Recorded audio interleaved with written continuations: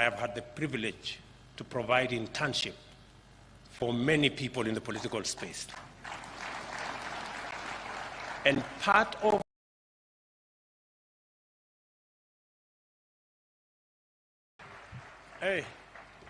kumbe kuna watu wengi hapa. Let us take our seats. Thank you very much. Asante sana.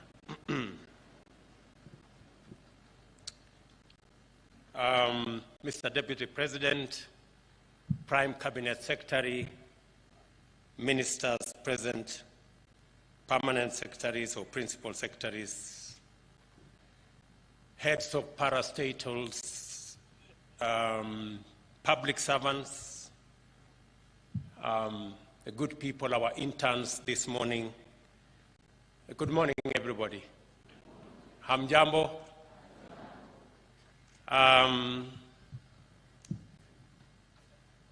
Madam Aisha Juma, thank you very much for putting this together.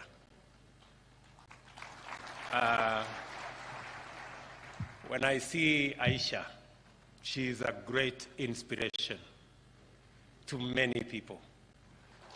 And she is a product of internship and mentorship. That is how, the first time I met Aisha Juma, she was a counselor in Kilifi County. That today she is serving as Cabinet Secretary is tremendous progress. Congratulations, Madam, and I hope through you, many other public servants find the inspiration to be the best they can, irrespective of where they stand today. Today you may be an intern, but the sky is the limit, so long as you work at it.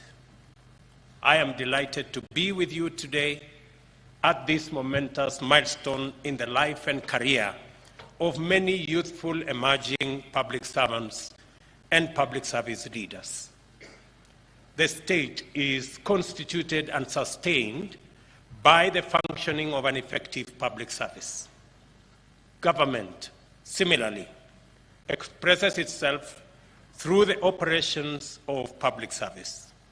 The country is served through the administrative departments of public service, while the economy is coordinated by the regulatory agencies of the public service. The public service is a fundamental constitutional component through which an effective state can achieve and maintain a stable society and efficient economy. In short, it is indispensable to a properly functioning republic such as ours. Government relies on the public service to satisfy citizens' aspirations by implementing policy, projects, and programs according to the mandate conferred on it through democratically elected leaders. The prospects of sustainable development for any society is therefore directly linked to the soundness of its public service. By soundness, I mean a public service that is firmly apolitical, impersonal, scrupulous, impartial, fair, consistent, predictable, and coherent. A sound public service must be loyal and subordinate to elected leadership. The standard for soundness of the public service is set out in Article 232(1) and 10 of the Constitution, which binds everybody acting in the name of the Constitution of Kenya. The government is committed to delivering its pledges to the people of Kenya as set out in our plan for the bottom-up economic transformation agenda. It has therefore embarked on formulating appropriate policy and strategic frameworks that will anchor implementation of our food security and agro-industrial production, affordable housing, universal health coverage, micro, small, and medium enterprises, as well as the digital economy agenda. To deliver a responsive, responsible, and accountable public service is an imperative. I am encouraged that our public service has maintained its political neutrality and impartiality for the greater part of our independent history, and especially since the advent of competitive democracy. In the world of globalization, digital governance, online enterprise, a fit-for-purpose public service is going to look and must be different. This inevitable and undeniable fact calls on us to quickly undertake changes that will enable the public service to adapt effectively and deliver to the highest standard even in changing times. I am confident that our public service is perfectly capable of this historic feat, and that, as a result, our nation will never have to suffer disruptions and distortions of teething problems and difficult transitions. We are serving the public at a time of daunting challenges. We are tasked with accelerating economic growth and recovery, ensuring equitable access to opportunity and wealth creation, and also leading our collective adaptation to a ferocious climate situation. We are counting on you to help us deliver the transformation required to overcome these challenges. If we are to deliver on the transformational agenda, we must begin by transforming our public service to make it more responsive to the needs of all our citizens. To place us firmly on this path, the Government of Kenya will adequately facilitate the Public Service Commission to put in place a fit-for-purpose public service. We envisage and expect a service that exhibits high levels of productivity, good governance, patriotism, commitment, diligence, honesty, and excellent performance. I have heard you, Chair, and the Commission on your request on what we need to do to make resources available for the better training, the better preparation of the public service so that they can deliver on their constitutional mandate. And I like the suggestion that you have said we can cut down on the mandazis and entertainment so that we can provide more money for training and mentorship. I wish the Minister for Finance was here so that he can do the needful. I quite agree with the proposition that this cohort of interns and those already in public service have benefited immensely from this program. I listened to you, Chairman, and you said it is the first time the head of state is coming for the public service statutory function as you do your report.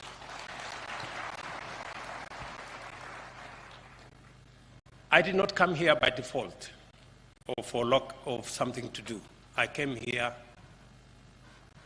intentionally and deliberately because we have an agenda on account of the public service, and especially those who are climbing the ladder from the bottom.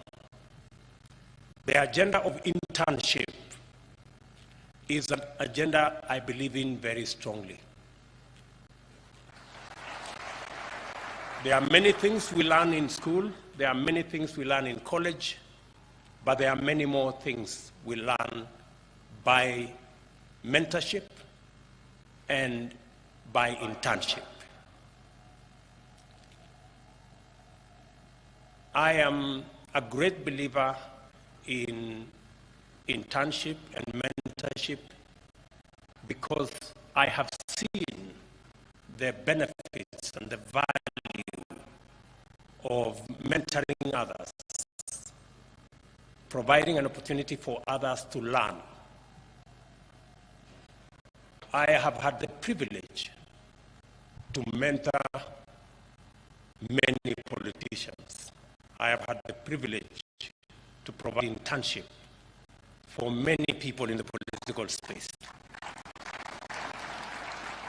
And part of any success, whether in public service, whether in business, whether in politics, is to be able to mentor others to be as good, if not better, than yourself. And I hope those of us who have the privilege to serve as leaders, either in business or in public service or in politics, that we consider mentoring others, providing internship for others to learn from us, and that we can pass on the baton. And I like what I heard Aisha say, that part of the success of leadership is to be able to arrange a succession plan. Do not sit in an office, do not occupy a position as though you are going to be there forever. It is important for all of us who have the privilege to serve that one day we will not be able to serve in the positions that we have, and you will be the better, you will be the richer if you can mentor others into those positions, if we can create a mechanism for others to learn from us, so that continuously as a country, as a leadership, we are getting better. We can only become better, we can only get better as a nation if we learn from those who've been, so that we can improve those who will be. The question that keeps coming is, when somebody gets to 60, they begin to say, oh, you know, I have not arranged a succession plan. I need another 2 years extension so that I can do this and I can do the other. I mean, if you have reached retirement age and you have not done what you should have done, it cannot be an excuse. You just need to pack your small bags, move on, so that the others can also move up. And it is our policy decision that we respect our elders, and those who have served and have reached retirement age should not be bothered for a day longer with any other responsibility, but to give way to those who are graduating into those positions.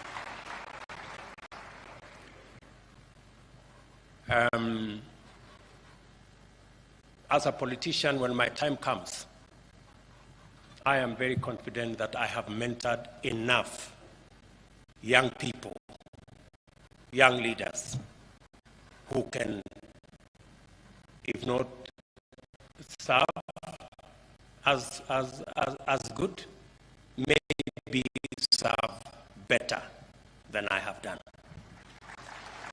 And I think that that should be the case for any public servant.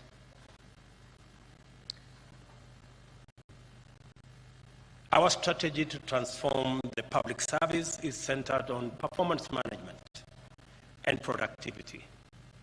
The ultimate measure of performance in public service is citizen satisfaction. Accordingly, the Government of Kenya will introduce a robust and integrated performance management architecture, and it will provide standardized tools for measuring service delivery across the public service, including state corporations and public universities. This will cut across both levels of government at the national and the county level. A review of the performance management framework in public service has revealed a number of constraints: misaligned institutional arrangements, inadequate policy, and to some extent, legislative and technical capacity limitations. Addressing these challenges requires a coordinated effort through a whole-of-government approach. Subsequently, the Prime Cabinet Secretary's office will work closely with the public service and the ministry concerned to bring together key agencies in government with a view to revamping, re-institutionalizing, and driving a citizen-centric culture. It will also seek to promote innovation and, crucially, secure the services of the best minds in our country by rewarding public servants who serve with distinction. We will also revitalize the Public Service Week and the Public Service Excellence Award, among other initiatives. Allow me to turn to my favorite part of this audience, the young people gathered here today. And we have two groups. The 3,902 interns joining the public service as the fifth cohort, the public service of the public service internship program, and the first cohort of the Public Service Emerging Leaders Fellowship. These two programs are undeniable success stories and underscore the government's commitment to strengthen and nurture strong leadership within the public service. And let me put this in context. We figured out this whole program of internship before the elections in 2017. And it was our intention to have a whole of government, a whole of country program where graduates from our institutions of higher learning can have at least 1 year transition as interns in their areas of expertise in the various areas. Unfortunately, we were not able to implement it the way I had thought about it. But I am happy that at least we started. And what is required now is for us to configure this, institutionalize it in policy and in law.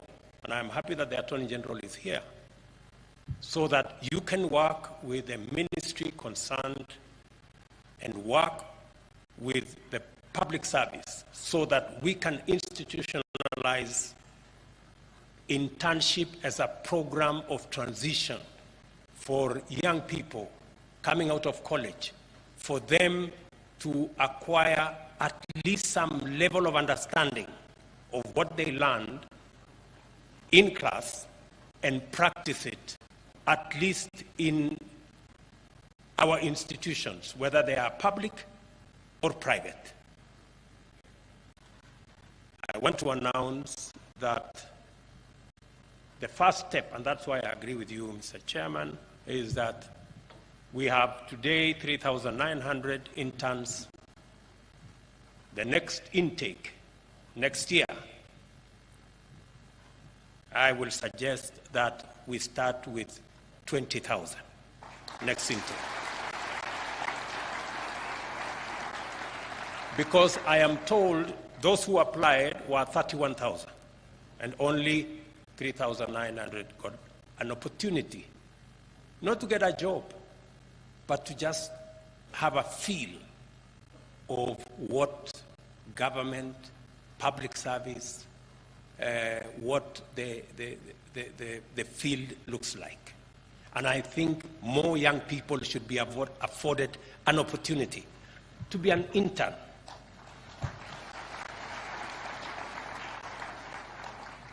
I will be proposing that we work with the private sector so that private sector companies, industry, can work with us on this internship program. And we are going to provide tax incentives for industries and private sector companies that will partner with us to afford an internship opportunity for the many young people graduating from our institution of higher learning, so that we can not only provide a transition for them, but we can also give them an opportunity to practice what they have learned in class, and for them to have a feel of what working in these offices looks like. That was our intention, and I intend to make it good this time around, now that I have the opportunity. So, Mr. Chairman and Madam Waziri, please begin to figure out how this is going to look like. I have some ideas. If you talk to me on the side, I have some ideas on how I think this should look like, so that we can, of course, take it through the usual process of public participation, so that also Kenyans can bring their ideas on what we need to do for our young people as they graduate from our institutions of higher learning. I am pleased to witness the enthusiasm of our young people working in the public service. I welcome you and ask you to bring your energy, your resilience. Please come with your ideas and creativity and innovation, because public service deserves the best. Karibuni sana. You are not just the now, you are also the future. And if you do your best, I am confident that our public service will be in good hands today, tomorrow, going into the future. I must say this: do not join the public service and hold back or shy off from contributing your ideas. There are no right or wrong ideas. We must always be prepared for a good idea to give way to a better idea, and for a better idea to give way to the best idea. That is where I would like public service to be. I remember, Chairman, when I came into office and we wanted to appoint CASs, and the public service brought to my attention that the court had problems with what the CAS, how the CASs had been appointed earlier. And I, after consultations, I told the chair and the public service, all I need is honest advice. And all we must do is go by the rule of law. And we had to redo the whole architecture because it was the advice of a professional public service. all public servants must discharge their mandate, their responsibility, go about their work, and be honest and serve, as was said here ably, with dignity. No is also an answer. If it is not possible, please say it is not possible. Do not cut corners. Do not bend rules. Let us play by the rule book. That's how Kenya is going to go forward, and that's how public service is going to remain professional.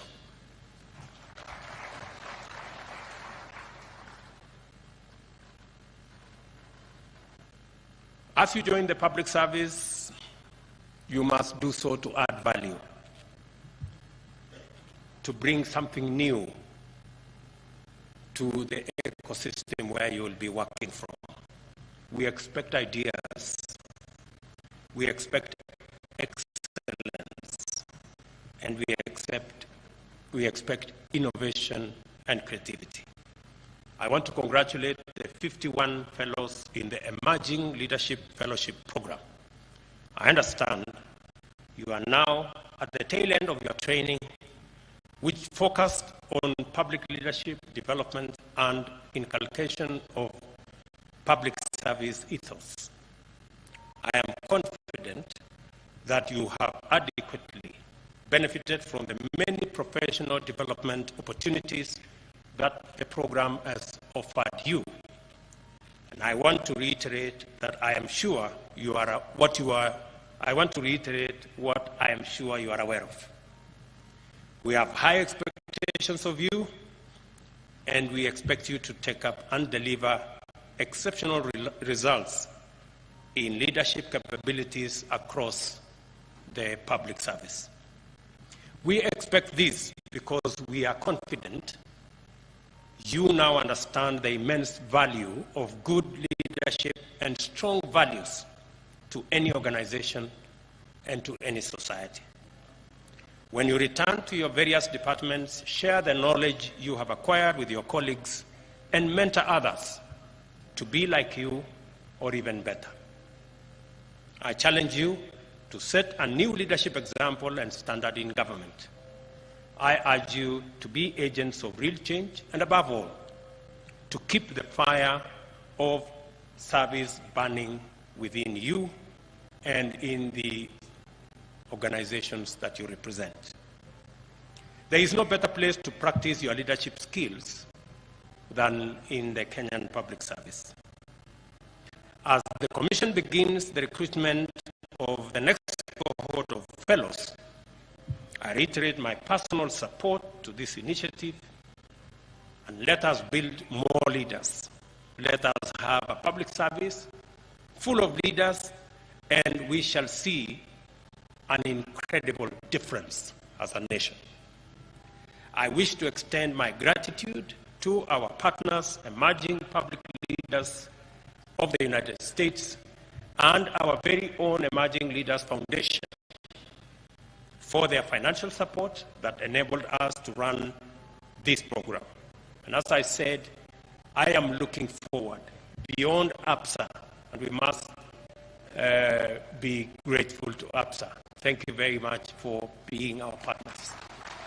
Beyond APSA, I am expecting all our banks, all our private sector players, people in industry, people in business. Even if you run a business of 20, 30 people, take one intern, take two interns. What we are going to do is to make sure that if you become our partners and take an intern into your mentorship and into internship in your organization, we are going to allow you some tax rebates so that we can do this together and provide opportunities for the thousands of young people who are looking for an opportunity to display their talents, their knowledge, their expertise, and also use their energy to drive our development. I am delighted to commission the graduate interns joining the public service under the internship program. All of you here today were professionally recruited by the public service. Among 31,000 applicants, I must say, to make it to 3,900 from 31,000, you deserve some congratulations. Pongezi. I am also informed that representations are from every ward in Kenya. It couldn't be better. And I hope, Mr. Chairman, as I told you, I have some suggestions. I hope that those who, even if you come from a particular ward, that your internship should not necessarily be in your county. I think it is important for you to go to a different county and see what it looks like, and learn a different language, and look at different culture, and sample our nation. Do not be a villager. You know, there are people who go to primary school, secondary school, college in the same village. Please, we are a diverse nation, and the more we integrate, the more we work together, the better we become as a nation, and the greater the appreciation of our diversity. This means that all of you, the 3,900, are special. All of you have something that can help us move the country forward. I am very confident about that. And I want to commend the Commission for ensuring that the interns reflect the face of Kenya by distributing all the available slots, and ensuring also that persons living with disability and all genders are adequately represented. Again, Mr. Chairman, since these are very few opportunities, I hope next time, and since it is within your power, we can make this admission to internship 50-50 when it comes to gender, so that we can take this forward.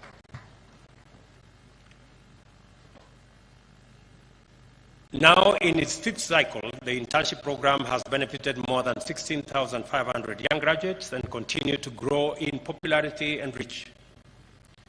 The program has injected vigor and energy into the public service through the creativity and ingenuity of youthful graduate interns. The length and breadth of Kenya has felt the impact of this program. The public service needs you and all of us. We have hopes in you. After your internship, you will be interested, hopefully, in a career in the public service. At the individual level, the internship program gives you an opportunity to gain work experience, develop interpersonal skills, build self-confidence, and enhance your chances of employment. I think the Deputy Governor of Murang'a is one such example. It is encouraging to note that over 10% of the interns who have previously been on the program have progressed to full-time employment in public service institutions. Owing to its success, the government will continue to support the growth of the program, and as I have said, the next intake will be 20,000 interns, and I look forward to working not just with all the parastatals, but all in the spectrum of both public and private. I hope private companies, good people in the private sector will take up this opportunity to work with us to provide internship to these young people of Kenya so that they can become better servants of Kenya, whether they work in the public or the private sector. Mr.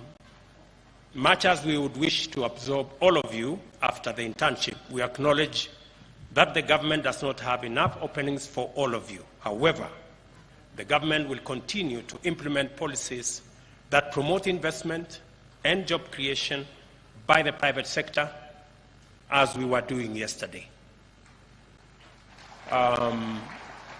Yesterday, with working with the American government and the American Chamber of Commerce, I think we have opened up opportunities in our special economic zones, in our export promotion zones, in our pharmaceutical sector, for us to access not just jobs for our young people, but to also access commodities, foreign exchange, taxes, and grow our economy. However,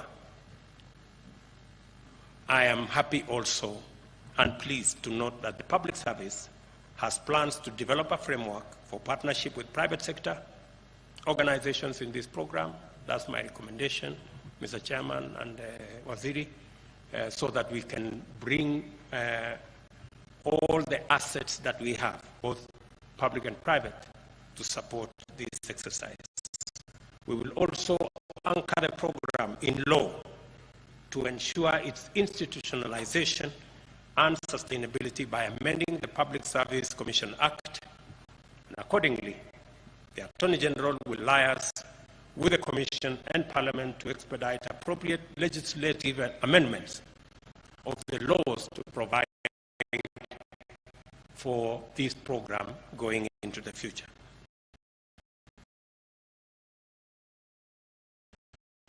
Allow me to make a few remarks about the 2021-2022 report on status of compliance of values and principles in Articles 10 and 232 of the Constitution that the Commission has presented to me this morning. I note that the survey covered 477 public institutions out of 525, representing a response rate of 91%. The head of public service is directed to write to those who did not respond to explain to us which government they serve. While this is an improvement from the previous year, anything short of 100% response is not only unacceptable, it is not right. Going forward, the government of Kenya will demand answers from public institutions that do not participate in this evaluation that is anchored in law and in the Constitution. It is worth noting that the overall compliance level improved from the previous financial year, indicating that public institutions have progressively aligned with the national values and principles of governance outlined under Article 10 of the Constitution and values and principles of public service under Article 232 of our Constitution. I want to assure you that the government will fully implement the recommendations of this report. We will ensure that the public service reflects the face of Kenya's diverse communities and affords adequate and equal opportunities for appointment of women, men, members of all communities, and persons living with disability. The recommendations to migrate public service to online platforms to ensure compliance with values and principles of governance is in perfect synchrony with our plan to digitize government services. So far, 5,700 government services have been digitized, and we are well on course, ensuring that by June this year, between 90% and 100% of all government services will be online, so that the public service can be much more efficient and much more effective in delivering services to the people of Kenya, even as we use the digital platform to eliminate corruption, to eliminate pilferage, to eliminate wastage, and to make government services not just efficiently delivered, but also to make it easy for citizens to interact and work with their government. The recommendations will be, as I have said, completed, and this exercise will be done by June to allow Kenyans to access services without unnecessary bureaucracy. The digital transformation era that we live in demands smart solutions. Now more than ever, we need our smartest and most innovative men and women to drive public service, secure our country, grow our economy, and promote social inclusion.